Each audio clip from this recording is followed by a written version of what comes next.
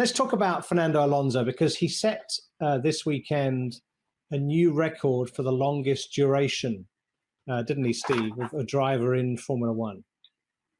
Oh, absolutely. I was so pleased to see it. It was also great to see Marcus Ericsson, actually, as I remember him when he was launched as a Caterham driver back in, was it 2014 or something like that? So, yeah, it's great. But, Fernando Alonso has been driving in Formula One, was it 21 years, 3 months and 8 days? I mean, that is just amazing. Australia 2001, that was my first full season, I think. Oh, no, it was my second full season of doing race commentaries for Star Sports. Made his debut there with Minardi, a year ahead of a certain other gentleman who's in the room. Fernando Alonso, what does it tell us? It's great that old guys like him are still as quick as some of the young uns. I think that's the great one. I think I'm just beyond that age now, but even so, I think Fernando Alonso, absolutely brilliant. World champions, of course, with Renault, front runner, albeit somewhat controversially, with McLaren, and again a race winner with Ferrari. I mean, how good is this guy? It's just great to see him racing. And actually, I loved watching him in Indy as well. I mean, he blew away a lot of the IndyCar drivers by pretty well nailing it on his 5th flying lap. And that's a sign of somebody who's really quite classy. I agree. And I think it also caused a lot of Formula One fans or people outside the US to think, oh, what is this Indy 500 race? I ought to look at it. I think when he was doing his rookie test, it was one of the kind of most watched motorsport events of the year, live streaming. 7,771 days, I believe it is, since that Grand Prix in Australia 2001, 340 Grand Prix. As you say, his teammate, when he came into Formula One, was a gentleman called Alex Yoong, who is in the room. What did you think about him, Alex, in that, how difficult was he to have as a teammate for a Grand Prix driver? Okay, he was very difficult. I mean, it's 35 years now being in motorsports, driving and stuff. He was one of the most talented drivers I've ever seen, ever worked with. And he still is,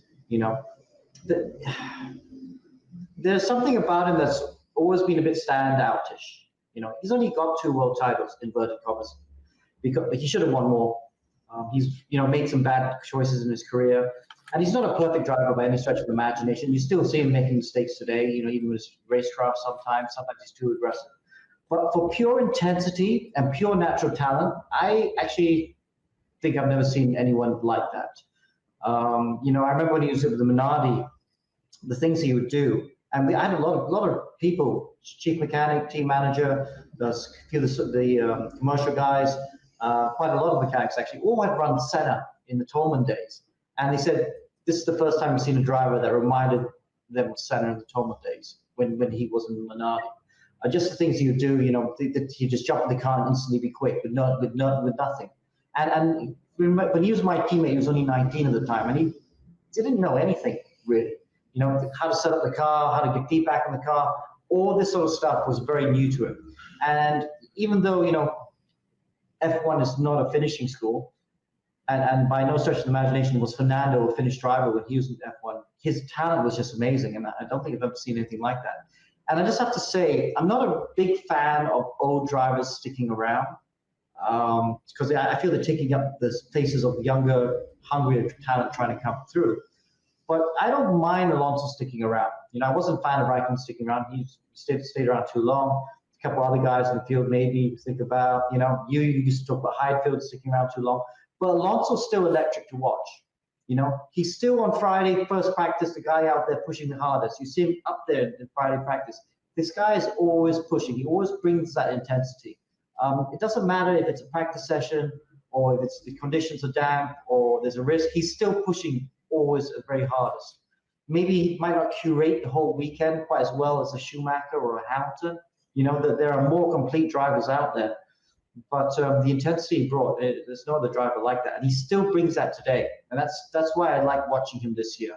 Even though he hasn't got the results, you still see him almost in the hunt for pole position at, where was it, Australia, but he crashed, But you could see these moments of electricity that could produce quite a startling result. And I'm enjoying watching it.